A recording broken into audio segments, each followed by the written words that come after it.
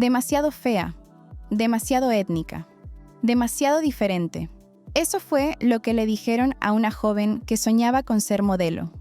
Y sin embargo, esa misma mujer terminó en 37 portadas de Vogue, ganando en un solo día lo que otros tardan meses en reunir. Supermodelos deseaban ser ella. Estrellas de rock querían tenerla a su lado. Y los diseñadores más poderosos del planeta se peleaban por verla en su pasarela. Pero toda cima tiene un precio. Y el suyo fue brutal. No perdió su gloria lentamente. La vio desmoronarse en una avalancha de cocaína, champán y bisturís. Esta es la historia de Janice Dickinson, la supermodelo que lo tuvo todo y lo perdió todo. Y créeme, lo que estás a punto de escuchar no se parece en nada a lo que creías saber sobre las divas de los 70 y 80, porque detrás de la actitud desafiante y las portadas inmortales había una mujer marcada por demonios que la perseguían desde niña en Brooklyn. Y mientras más intentaba escapar, más grande era la caída. Para entender cómo empezó esta leyenda, tenemos que regresar al instante donde todo pudo haberse acabado. El rechazo que lo cambió todo. Año 1973, Nueva York. Una joven llamada Janice Doreen Dickinson, con apenas un concurso nacional ganado bajo el brazo y una maleta llena de ilusiones, cruza las puertas de la agencia Ford, la más poderosa del país. Su cabello oscuro, sus labios marcados y unos rasgos que parecían esculpidos para un mural mediterráneo la hacían destacar en cualquier sala. Pero al otro lado del escritorio estaba Eileen Ford, la mujer que podía abrirte las puertas del Olimpo de la moda o cerrarlas con un simple gesto.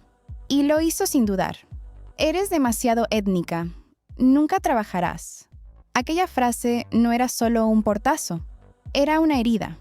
Aunque, para ser sinceros, no fue la primera. En casa, su propio padre llevaba años repitiéndole que parecía un chico y que jamás sería nadie.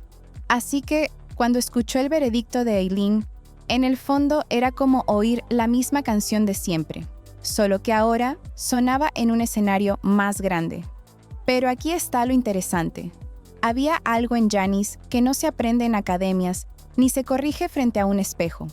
Era una mezcla de terquedad, rabia y una necesidad ardiente de demostrar que todos estaban equivocados.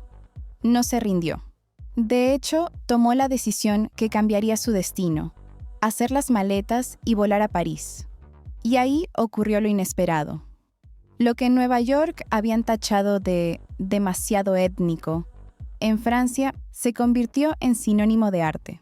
Los editores no veían un defecto. Veían un rostro capaz de capturar la esencia de una nueva era. En pocas semanas, Janice ya estaba en portadas que no cualquiera podía soñar. Vogue Italia, Elle France, nombres que pesaban como coronas. Mientras muchas modelos se conformaban con cobrar $500 al día, que ya era una cifra respetable, Janice alcanzaba los 2,000. Y cada sesión de fotos era un bofetón elegante contra todos los que le habían dicho que no.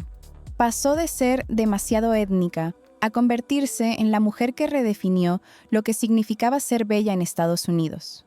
La ironía es deliciosa. Lo que un país despreció, otro lo convirtió en revolución.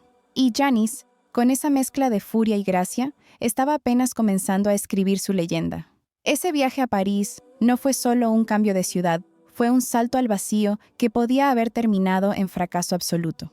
Pero Janice no aterrizó con miedo, aterrizó con hambre. París era, en aquellos años, el epicentro de la moda más arriesgada, un lugar que premiaba lo distinto en lugar de castigarlo. Y en ese terreno fértil, ella se convirtió en una revelación. Los fotógrafos no tardaron en darse cuenta. Su rostro no era el estándar repetido que poblaba los catálogos americanos. Era un lienzo vibrante, con fuerza, con personalidad. Tenía una mirada que no pedía permiso, lo exigía. Las cámaras la adoraban porque no solo posaba, interpretaba. No estaba vendiendo ropa, estaba contando una historia en cada gesto. Y eso, en un mundo donde muchas modelos parecían muñecas silenciosas, era dinamita pura.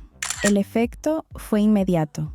Los diseñadores franceses empezaron a disputarse su presencia en desfiles y campañas. Lo curioso es que no era solo por su físico, sino por la energía que desprendía. En la pasarela no caminaba. Avanzaba como si estuviera conquistando territorio. Era desafiante, segura, casi peligrosa. Y en los años 70, cuando la moda comenzaba a romper cadenas con lo convencional, esa aura de riesgo era el nuevo oro.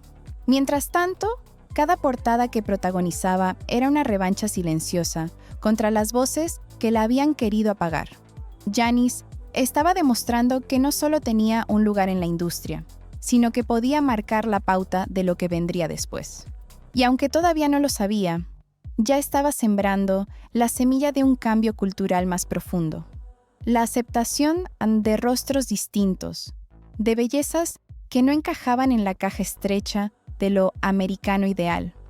Lo más fascinante de esta etapa es que, sin proponérselo, Janis comenzó a convertirse en un símbolo. Para muchas jóvenes que se sentían fuera de los cánones, verla en las revistas era una validación.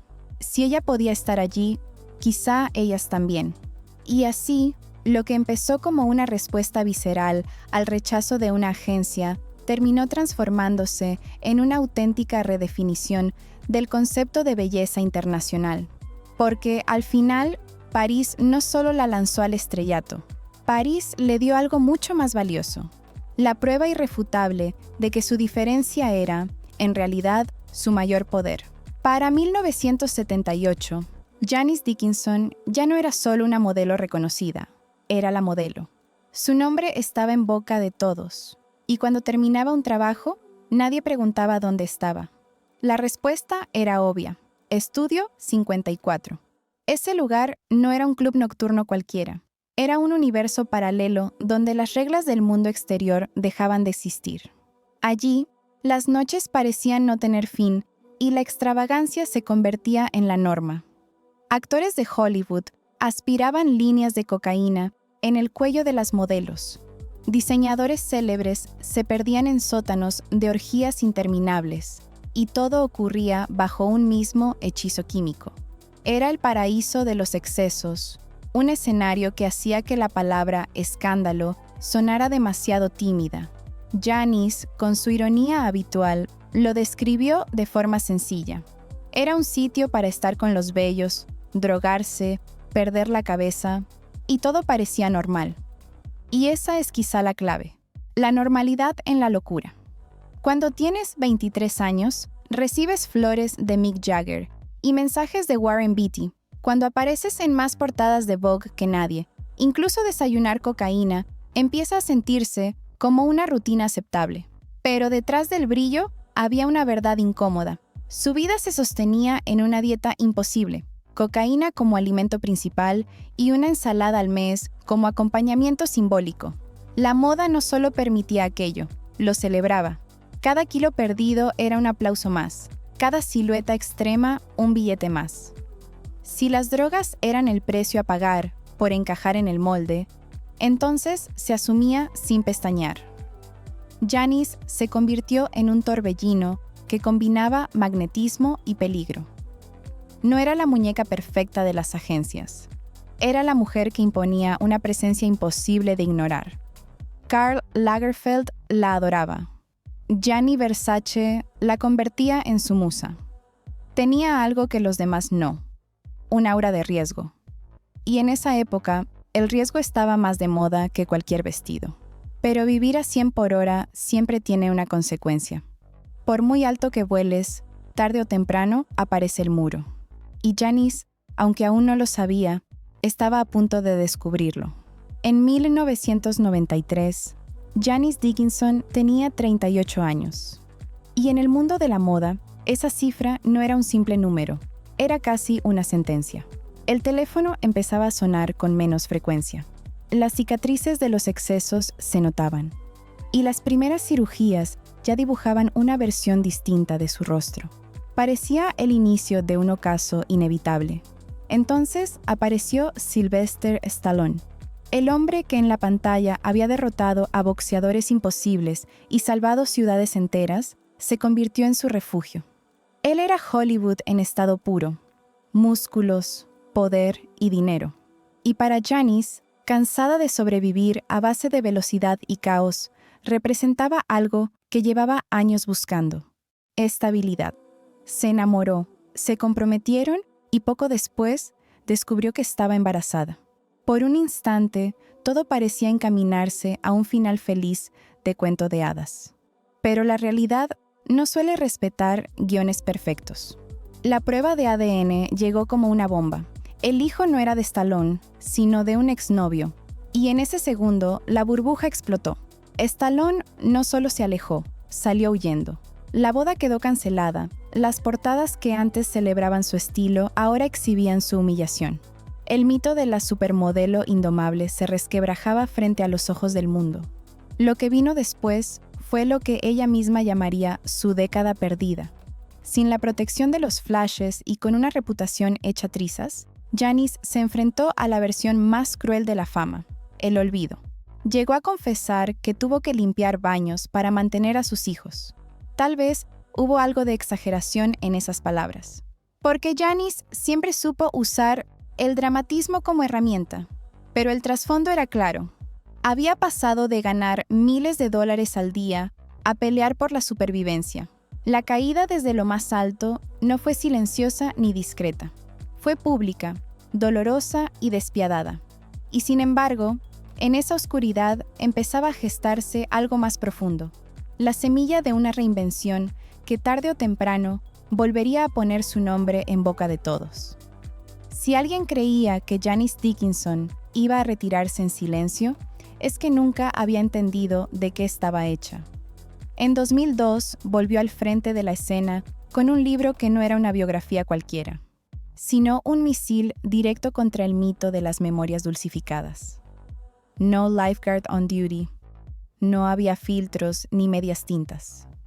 Allí estaban las sombras de su infancia, los abusos, las violaciones, los excesos de drogas y sexo, y una lista detallada, demasiado detallada, de romances con algunas de las mayores celebridades del planeta. Era confesión, venganza y espectáculo, todo al mismo tiempo. Y sobre todo, era puro Janice. Ese libro la rescató del olvido y la devolvió a los titulares. La industria que había dado la espalda a la modelo comenzó a hablar otra vez de ella, aunque esta vez no por una portada de Vogue, sino por su lengua afilada. Y justo en ese momento apareció Tyra Banks, que buscaba darle credibilidad a su nuevo proyecto, America's Next Top Model. Tyra necesitaba una figura que representara la dureza real de la industria. Alguien que no tuviera miedo de decir lo que los demás callaban. ¿Y quién mejor que Janice Dickinson para ese papel?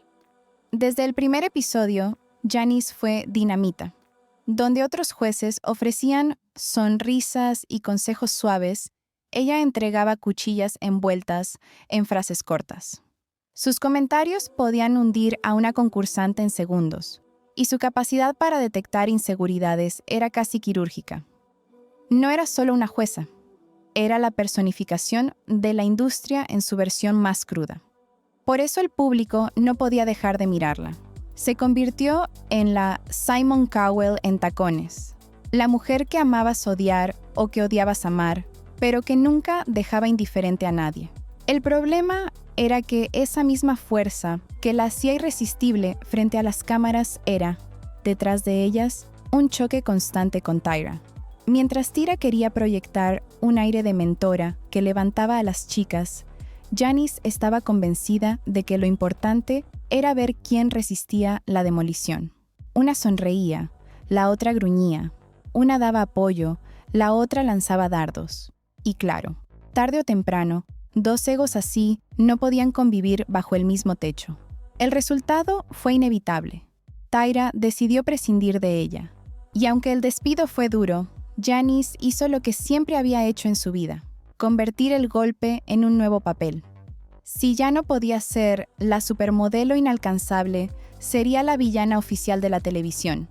Y lo asumió con gusto, porque entendía algo que otros no: la controversia vende. Y Janice Dickinson sabía cómo convertir la polémica en espectáculo.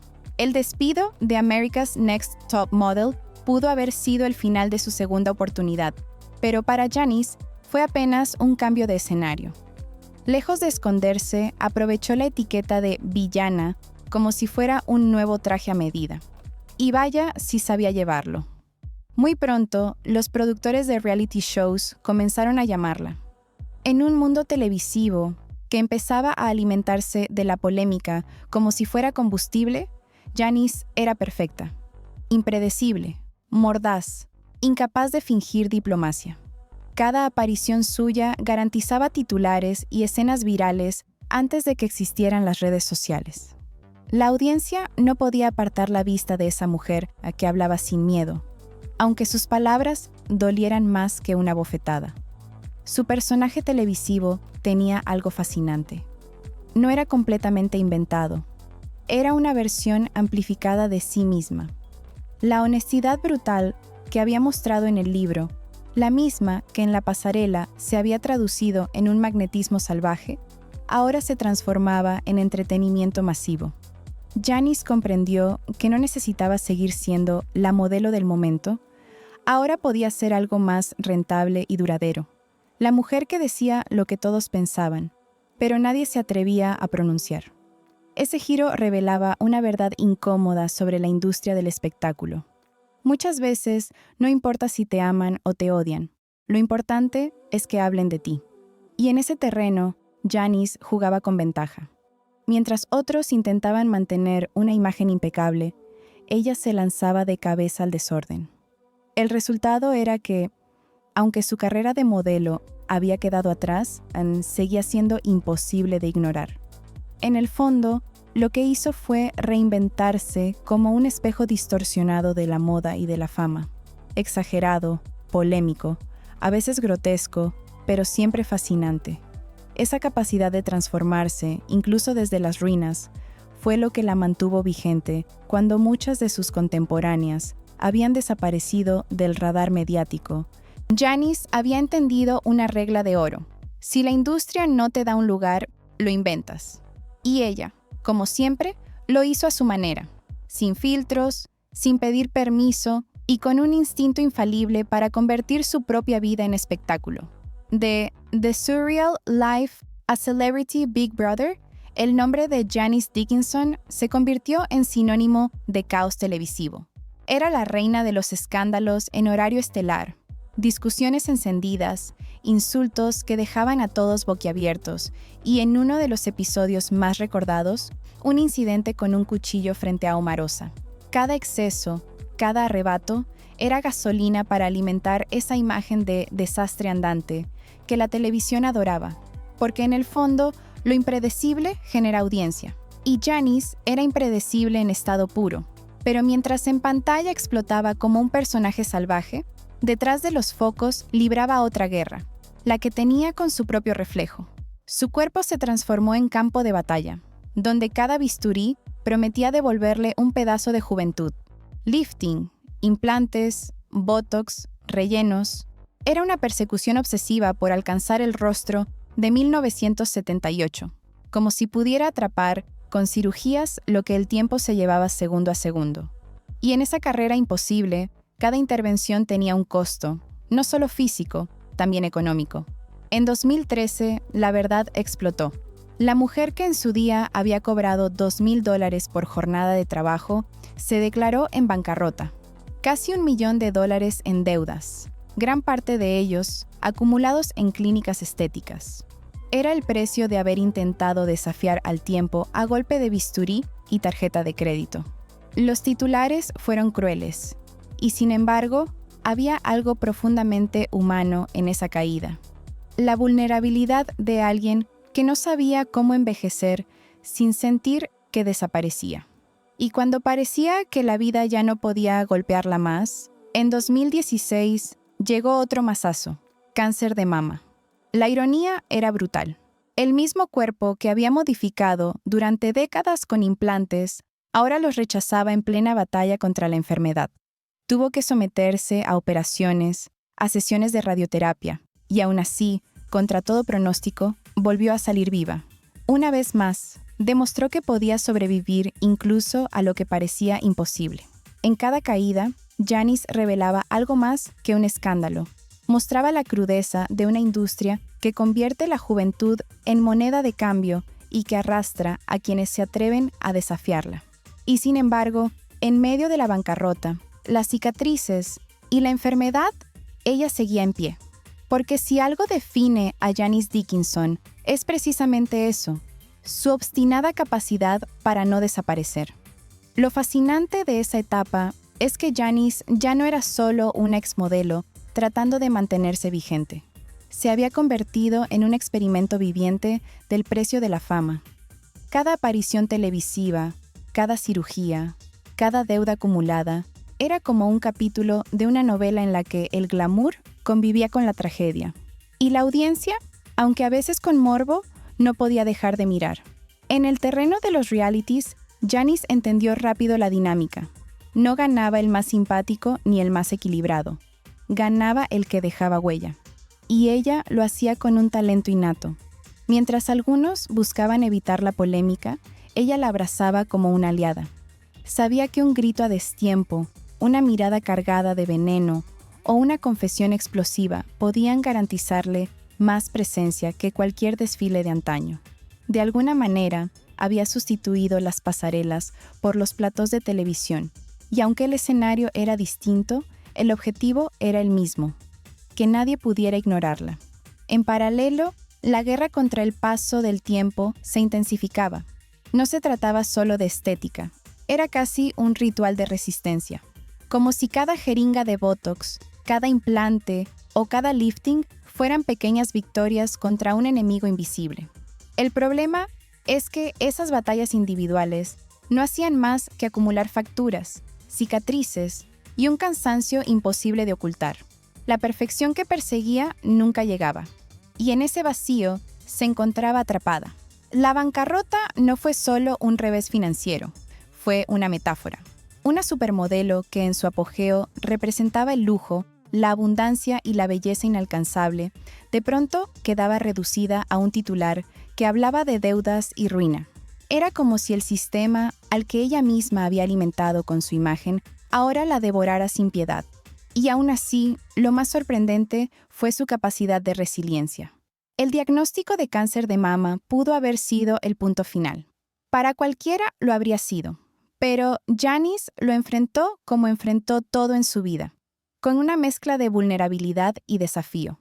Pasó por los tratamientos, soportó el dolor y salió del otro lado con una nueva cicatriz que no ocultaba, sino que convertía en símbolo. Porque si algo había aprendido, es que incluso las heridas pueden contar una historia poderosa. Esa etapa dejó claro que Janice no era solo un rostro hermoso que se resistía a desaparecer. Era un personaje complejo, contradictorio y, sobre todo, imposible de borrar de la memoria colectiva. Y quizás ahí radique su mayor triunfo, en haber convertido incluso sus peores derrotas en parte de un relato que sigue capturando nuestra atención. Janice Dickinson es la prueba viviente de que hay espíritus imposibles de apagar. Ni las drogas, ni la ruina, ni los titulares despiadados, ni siquiera el cáncer lograron derribarla. Cada golpe que pudo haberla enterrado se convirtió, de alguna manera, en otra razón para levantarse. Y lo hizo tantas veces que su historia dejó de ser la de una supermodelo caída en desgracia para transformarse en la de una mujer que se niega a rendirse. En 2016 volvió a sorprender al mundo casándose con un psiquiatra. Y hoy, a sus 70 años, se ríe de sí misma con una ironía desarmante. Hace bromas sobre sus cirugías. Lanza dardos contra las modelos de nepotismo de esta nueva generación y, de paso, se asegura de seguir ocupando un espacio en la conversación, porque ese también ha sido siempre su sello, nunca pasar desapercibida. Ella insiste en que fue la primera supermodelo, aunque los historiadores no lo confirmen. Pero, en el fondo, ¿qué más da? Esa obstinación de aferrarse a su lugar, con uñas, bisturís y frases que no se olvidan, es lo que mejor la define. No se trata de si realmente inventó el término, sino de cómo luchó para que su nombre no quedara enterrado bajo el peso de los años y de las polémicas. Porque al final, hay una verdad que nadie puede discutir. Janice Dickinson se negó a ser ignorada. Y en una industria construida sobre la necesidad de ser vista, esa terquedad es, quizás, su victoria más grande. Hoy sigue aquí, de pie, indomable, desafiando incluso al paso del tiempo con la misma fiereza con la que un día desafió a quienes la llamaban demasiado étnica. Y tal vez esa sea la mayor lección de su vida. Puedes perder la fama, el dinero o la juventud, pero mientras tengas la voluntad de no desaparecer, tu historia seguirá brillando. Y seamos sinceros, no querríamos a Janice Dickinson de ninguna otra manera.